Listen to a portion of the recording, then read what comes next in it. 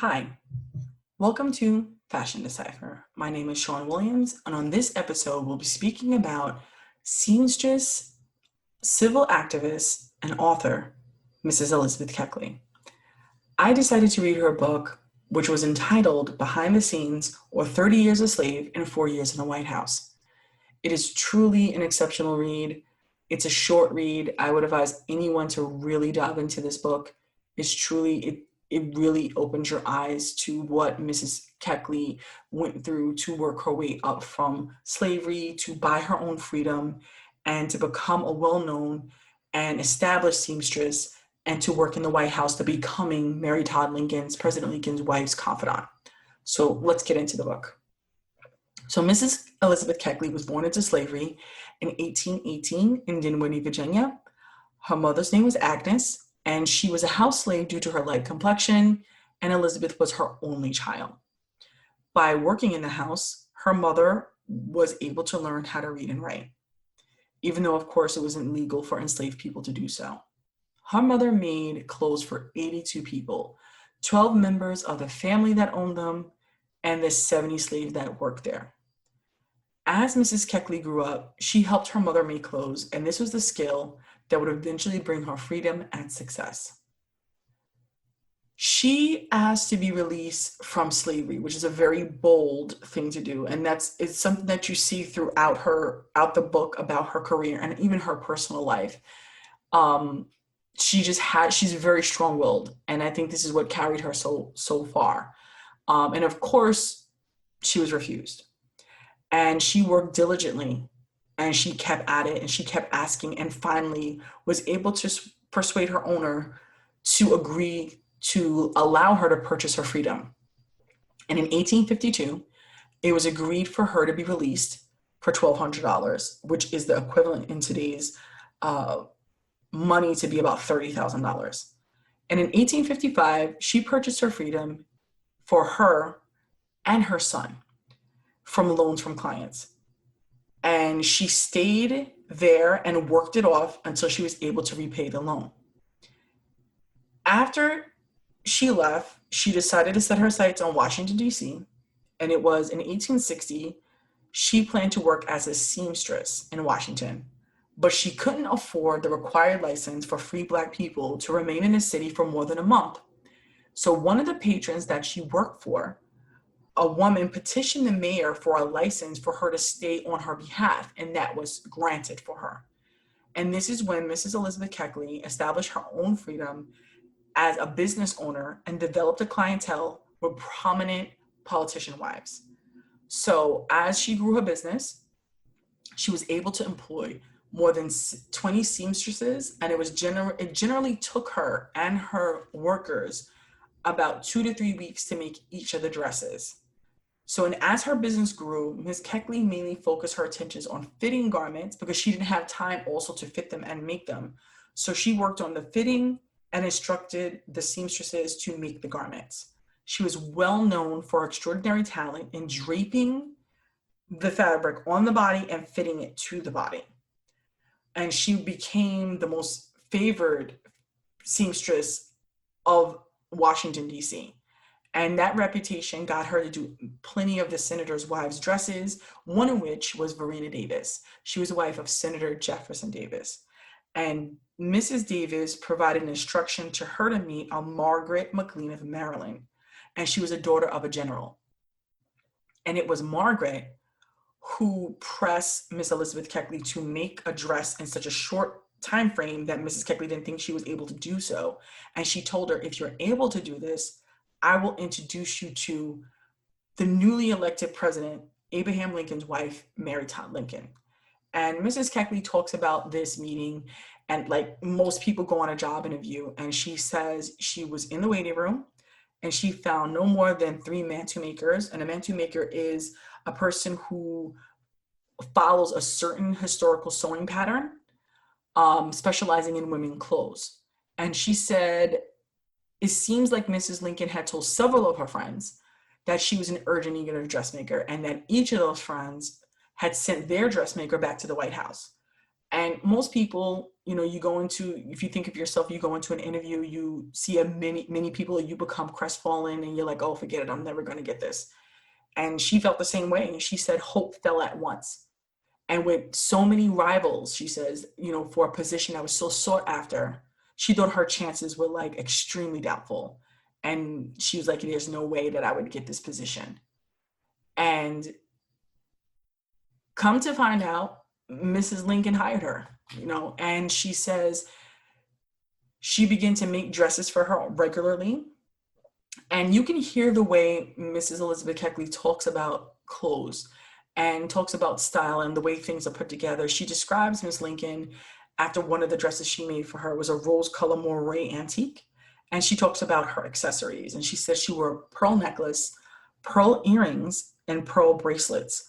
And she had red roses in her hair. So you can really tell that Mrs. Keckley is really not only a seamstress herself, she's a fan of fashion, she's a fan of style, and you can hear in the way she describes it.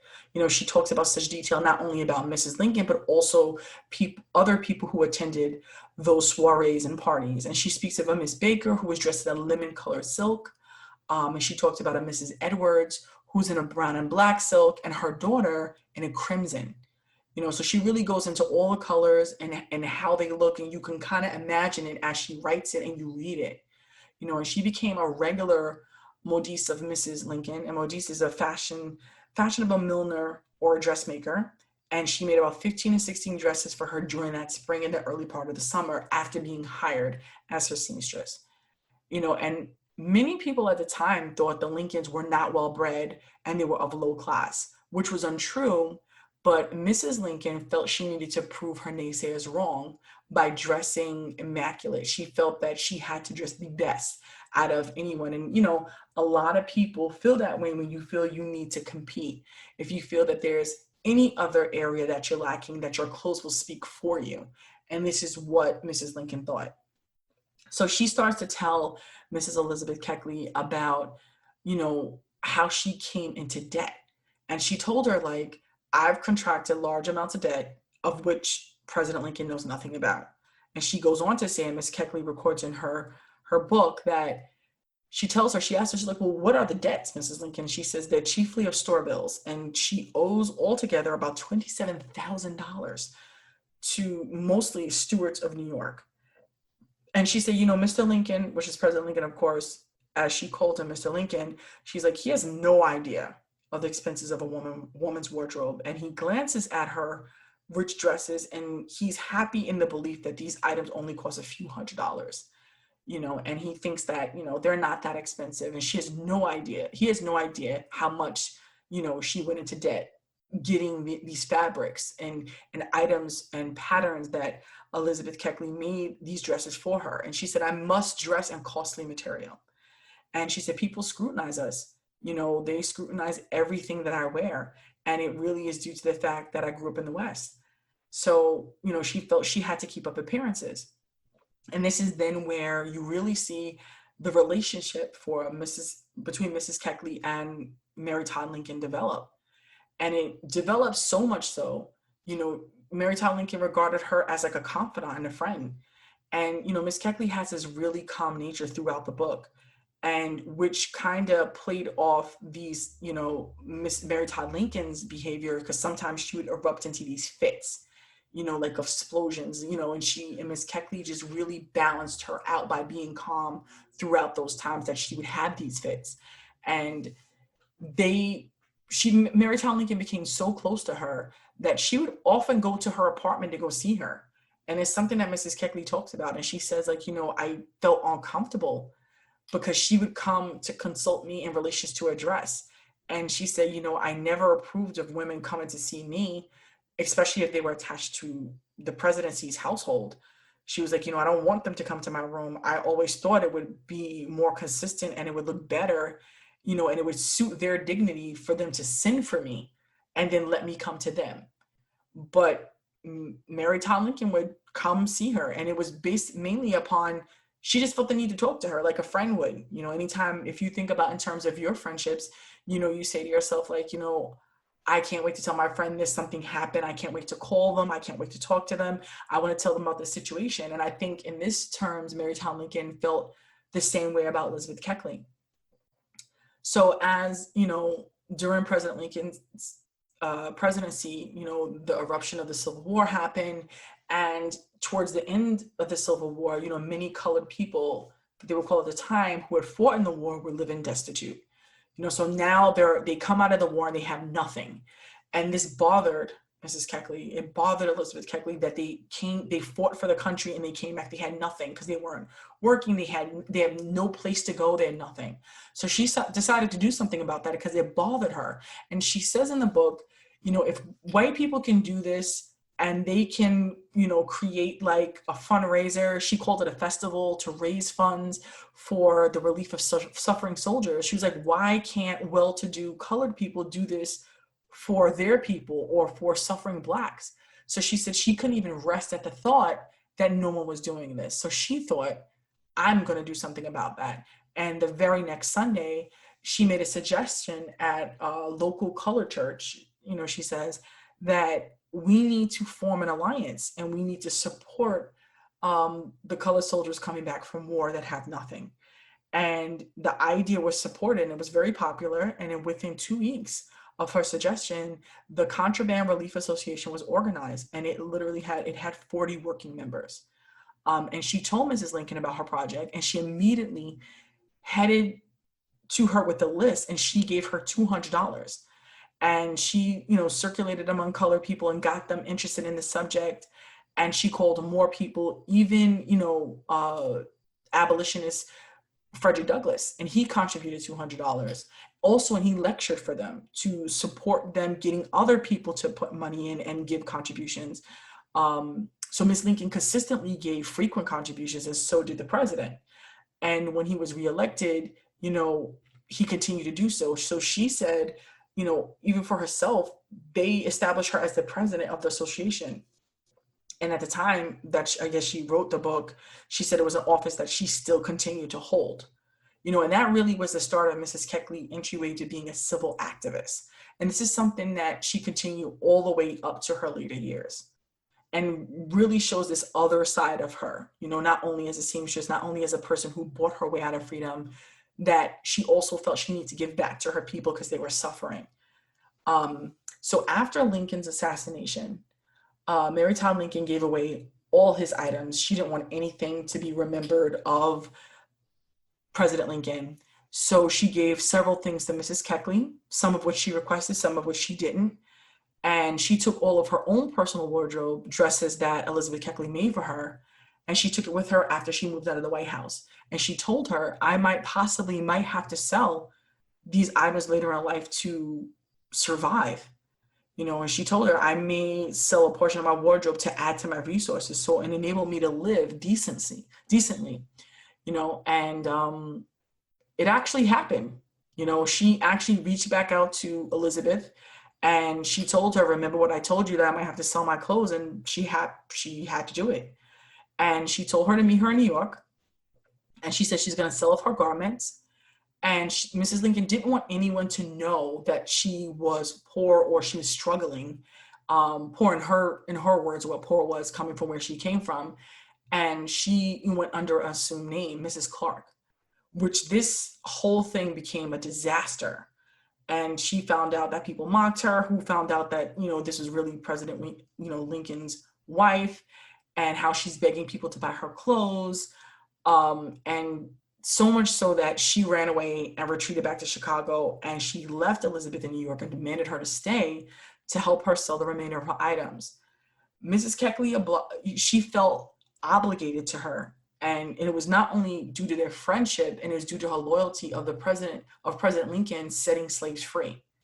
And when she felt that she didn't have any luck in selling her garments to the society people within New York, she was like, you know what, I'm going to ask our own people. Lincoln meant a lot to us because he set our people free. This is what I'm going to do. So, she put the word out, and people felt that they were like, this is a worthy cause, and we're going to support. She reached out to a Reverend Garnet of New York City. She also reached back out to abolitionist Frederick Douglass. And at the time he was living in Rochester, and she proposed him to lecture on the behalf of her. And she was like, this would help her, survive. And, where she thought that this would be such a great idea, she ends up telling Mrs. Lincoln, and Mrs. Lincoln was like, oh, I don't want aid from colored people, which was a slap in the face, to people who wanted to support her. And she showed the letter to Mr. Garnett, the Reverend, and Mr. Douglas, and they just were done, and which is rightfully so. So after, this has happened, I guess Mary Todd Lincoln thought about it, and she was like, maybe I was too hasty, and maybe I say let's um, try again. So she reached back out to Mrs. Keckley, and Mrs. Keckley, she basically realized that Mr. Douglas and Mr. Garnett want nothing to do with it, and they walked away. So this left Mrs. Keckley in New York for some time. And what this did was she was in turn abandoning her own business in Washington. She wasn't making dresses because this loyalty that she had for her, she was forsaking her own career and her own livelihood to help Mrs. Mary Todd Lincoln out.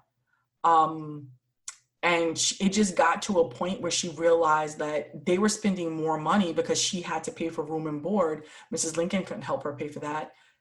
And she was losing more money than they made. So they felt defeated. Mrs. Keckley realized that this wasn't going to work. She contacted the people who were holding Mary Todd Lincoln's clothes. They sent what they didn't sell back to her. And what they did sell, they issued a check, and Mrs. Keckley sent it on to Mrs. Lincoln. And the items that she did get from Mary Todd Lincoln, she decided to donate to Wilberforce College. And it was part of a fundraising event to rebuild the college after the fire of 1865, which Mrs. Lincoln did not care for. So sometime in the year of 1868, Mrs. Keckley decided to publish this book. And this book told a story not only of her life, but of her relationship with Mary Todd Lincoln. And she gave this inside view of what happened in the White House under the Lincoln administration. And she also gave this peek into the relationship they had with each other. And Miss Keckley honestly thought she just was doing something to help her. She thought writing this book would make Mrs. Lincoln's financial issues go away, because she thought some of the money that she can raise by selling the book, she can give to her. But once the book was published, outrage exploded. And they felt like, who was the slave who was ungrateful? And by telling all of President Lincoln's secrets. And many, because of that, turned their back on Elizabeth Keckley. And the relationship between her and Mrs. Lincoln was strained, or to the point that it was not as existent. So the book caused Mrs. Keckley not only a friendship she felt, not only, people speaking about her in poor terms, she also lost clients, from her dressmaking business. So she still forged on, because it's a lot like her personality, and she continued to earn a living through her son's pension because he died in the war. And in 1892, she was offered a faculty position at Wilberforce University as the head of Department of Sewing and Domestic Sciences of Art. And the very next year, in 1893, she held a dress exhibit at the Chicago World's Fair on Wilberforce University's behalf. And later that year, she resigned due to having a mild stroke. And Miss Keckley died in Washington in 1907 at the National Home of Destitute for Colored Women and Children. And a lot of the dresses that Mrs. Keckley made for Mary Todd Lincoln is on view at the Smithsonian National Museum of American History. And you can see a couple of the pieces, which is the purple velvet dress that has these interchangeable bodices. And she wore that during President Lincoln's second inauguration. And there's a buffalo plaid green and white day dress with a cape at the Chicago Museum of History. And, you really get to see her work, the detail she put into it. You see the stitching. You could see the fact that, Mary Todd Lincoln was able to switch the top bodices from day to night. Really shows the form, and the fit that Elizabeth Keckley was known for. So that basically concludes my part of reading this book, and just really suggest you guys would take a look at it and read it for yourselves. And you can find gems along the way that I didn't mention. I will put links to the Smithsonian where you can see the dresses that Elizabeth Keckley made for Mary Todd Lincoln, and you really could take a look for yourself. So all of that will be on fashiondecipher.com, and I would definitely tell you to look for it. And I will also list the book as well. So thank you guys, and that concludes our episode this week, and I will see you next week. Thank you. Bye.